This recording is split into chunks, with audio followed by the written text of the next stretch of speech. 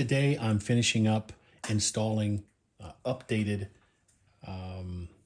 kits on the cars. I call them kits because this was never really envisioned when I first designed the whole thing to put this together, these cars. But David, a really good buddy of mine, has showed me rather a pretty neat idea that he had on one of his really neat models. And so I decided to go back and incorporate these. And in doing so, I actually built them and put them in, put one in the prototype, but it didn't turn out right. It was okay. It was just a prototype, but it didn't look really good. So then I tried a couple different variations, put them in cars, didn't really like it, but then I struck upon something I really like, and so I'm gonna put one together, finish putting it together today. This is pretty close to getting there. What happens initially is I do this. I start with a print, right? It's got all the support material on it. It's hollow on the inside, but that's what I start with. And then I clean it up, right?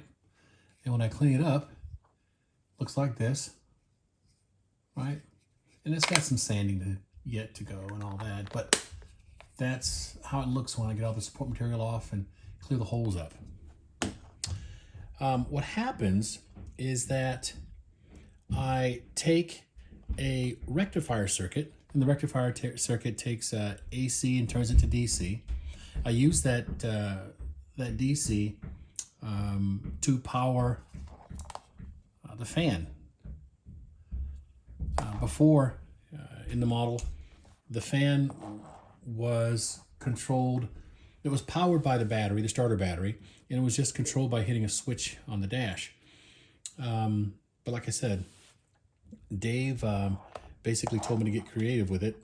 Gave me the idea to do so, and so I did. I hollowed out this. I hollowed out the brake booster, right, master brake cylinder, and put the rectifier circuit in it. Run the leads out the sides. Yeah, that's what it looks like. I just did this earlier here. Run the leads out the sides, and then what I do is I take some smaller shrink here, put them on here, shrink them down, and I glue the bottom sides so that they have a nice look to them, and they don't flail around. So next, what I'm going to do is go ahead and finish installing these.